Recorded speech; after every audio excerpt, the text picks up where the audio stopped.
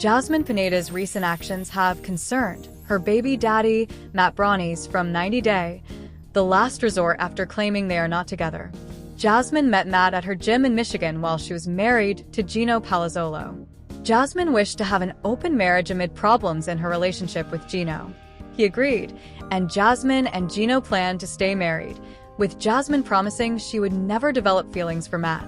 However, Jasmine shared a video showing her living room as she panned the camera from her dining table to show her TV, couch, and baby cradle. Matt sat on one of the couches as Jasmine recorded the clip.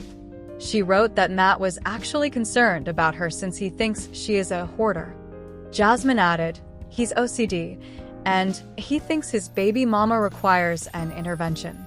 Jasmine and Gino filmed 90 Day, the last resort season 2 sometime between March and April 2024. Since then, Jasmine has been with Matt and appears to have become pregnant around June 2024. She moved to Miami with Matt and still seems to be living there with him. However, Jasmine told her followers that Matt doesn't live in the same house and only comes over to help with the baby when needed. Despite this, Matt's concern about the lack of tidiness in Jasmine's home suggests he's unhappy with his current living situation. He seems to have a strong preference for order, while Jasmine's house is cluttered with baby items, even though she appears to be trying her best to keep it clean. Interestingly, when she lived with Gino, Jasmine often complained about his poor hygiene and lack of cleanliness. Now the tables have turned, and it seems the messiness is bothering Matt instead. The irony hasn't escaped Jasmine either, as she has already voiced her frustration to her followers. Jasmine has described Matt as a good friend and often values his advice when it comes to her personal life. She believes her home is neat and clean, but may be hoping for a larger space to better organize her baby items. Jasmine always wanted to move into a bigger house with Gino, and her current place appears smaller than the one in Michigan. She once told Gino she would only have a baby if he bought a bigger home. Now it seems she wants Matt to do the same for her and their baby. Josh Weinstein, star of 90 Day, The Last Resort, was previously married to a well-known reality TV personality before meeting Natalie Mordovtseva. He is best known to 90 Day Fiancé fans as the owner of a modeling agency and Natalie's love interest. Natalie introduced Josh in season 2 of 90 Day, the single life after relocating to Florida following her split from Mike Youngquist. However, Natalie remained legally married to Mike throughout her time with Josh, which made him hesitant to commit. Josh never considered Natalie to be his official girlfriend. Natalie still hoped Josh would become her 4th husband. After 3 failed marriages, she longed to start a family of her own. However, Josh never fully let her in, even refusing to bring her to his home.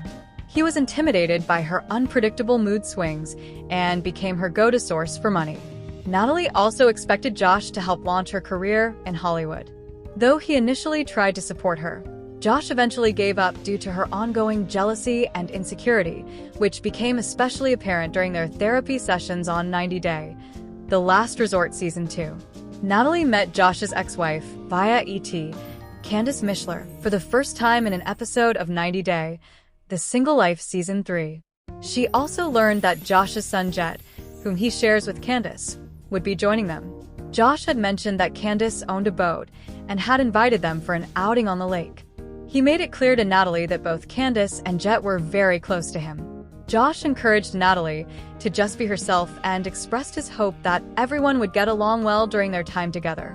Natalie was anxious about meeting Candace. She felt it wasn't normal to be so close to an ex, even though she herself was still married to Mike and had even admitted she wouldn't be able to choose between Mike and Josh if asked. Still, Natalie believed that Josh's relationship with Candace after their split wasn't appropriate. Despite her doubts, she hoped to get along with Candace. Natalie understood that Josh and Candace had known each other since they were teenagers and shared a long past, which explained the deep bond they continued to maintain. When Natalie saw Candace in person, she was awestruck by how beautiful she was. Natalie admitted she wished she had worn something sexier instead of a plain black t-shirt. She remarked that Candace had shown up naked to the daytime outing. Meanwhile, Candace told the cameras that she and Josh had been married for 9 years and had stayed best friends, even after their breakup. She shared that she still had a habit of telling Josh about her day. "I tell him I love you," Candace revealed, adding, Candace felt it was important for her and Josh to make sure she approved of the women he dated. She believed Josh truly valued her opinion. Candace shared that she and Josh had decided they were better as friends and that she was currently seeing someone else. Despite this, many of Josh's past partners had been uncomfortable with how close he remained to Candace. She considered Natalie to be different from the others, not because she was unbothered by the friendship, but because Josh typically dated women who were younger and had a different look than Natalie. In an interview with In Touch, Candace said she was pretty confident that if Josh and Natalie ever broke up, she would get back together with Josh. Candace was certain that Natalie and Josh were done, and she had predicted this breakup by declaring that a lot of Josh's friends and business associates felt that it was time for Josh to move on. Candace added that she was kind of waiting in the corner for Josh to call it quits with Natalie. At the time, Josh and Natalie were about to make their comeback in The Single Life Season 4. In February 2024, Josh shared devastating news on Instagram that his son, Jett, had been involved in a severe car accident. The incident occurred on February 4th, when Jett and his friend Jackson Elliott were returning from a snowboarding trip in Flagstaff.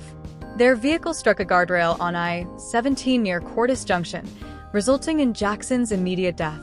Jett, who was lying back at the time, was impaled by the guardrail but survived, though he sustained life-threatening injuries. Doctors gave him only a 5% chance of survival and warned that he might lose both legs. Jett, fortunately, survived the accident and has been adjusting to life after the loss of his right leg.